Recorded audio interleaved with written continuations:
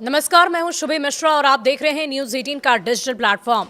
पश्चिम बंगाल में तृणमूल कांग्रेस से सस्पेंड विधायक हुमायूं कबीर ने नई पार्टी बनाने का ऐलान करते हुए एआईएमआईएम चीफ असदुद्दीन ओवैसी से अपनी नजदीकियों के बढ़ने का दावा किया है। उन्होंने बंगाल में 135 सीटों पर चुनाव लड़ने की बात कहकर सनसनी मचा दी। ऐसे में विधानसभा चुनाव से पहले ही पश्चिम बंगाल की सियासत में हड़कंप मच गया है। दरअसल पश्चिम बंगाल की राजनीति इन दिनों नई उठापटक से गुजर रही है। तृणमूल कांग्रेस से सस्पेंड विधायक हुमायूं कबीर ने ऐलान कर दिया कि वो जल्द ही नए राजनीतिक दल बनाने जा रहे हैं। इस पार्टी के बैनर तले वो राज्य की 135 से ज्यादा सीटों पर उम्मीदवार उतारने जा रहे हैं। यही नहीं, कबीर ने अपने संभावित राजनीतिक साझेदार और एआईएमआईएम चीफ असदुद्दीन ओवैसी के साथ अपनी नजदीकियों का खुलकर दावा किया।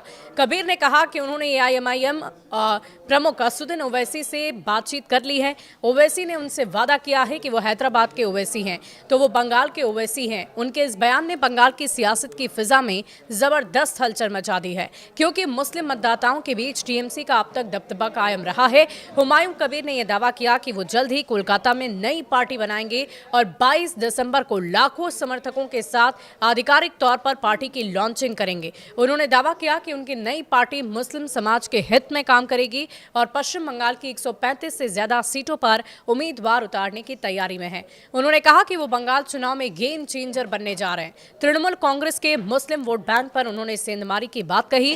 कहा जा रहा है कि पश्चिम बंगाल के लगभग 37% मुस्लिम मतदाताओं में अब तक तृणमूल कांग्रेस का दबदबा रहा है, पर हुमायूं कबीर ने वोट बैंक पर पैठ होने की बात कहकर सियासी हलचल बढ़ा दी है। हुमायूं कबीर के हाल ही में उस विवादित प्रस्ताव के कारण टीएमसी से उन्हें सस्पेंड कर दिया गया था, जिसमें उन्होंने मुर्शिदाबाद में मस्जिद की प्रतिकृति बनाने की बात कही थी। इसके बाद से ही एआईएमआईएम के संपर्क में होने और उनके साथ मिलकर चुनाव लड़ने की बात सामने आ रही है।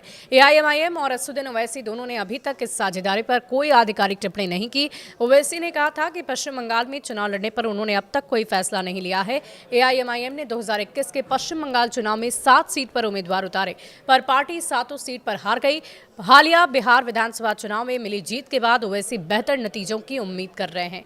एआईएमआईएम ने 2020 में जीती 5 सीटें इस बार बचा ली, जबकि 1 सीट पर वो दूसरे नंबर पर रही। एआईएमआईएम ने बिहार की 7 विधान सीटों के चुनाव के नतीजों पर असर भी डाला था। अब देखने वाली बात होगी कि बंगाल में क्या असर एआईएमआईएम पार्टी का नजर आता है। शुक्रिया।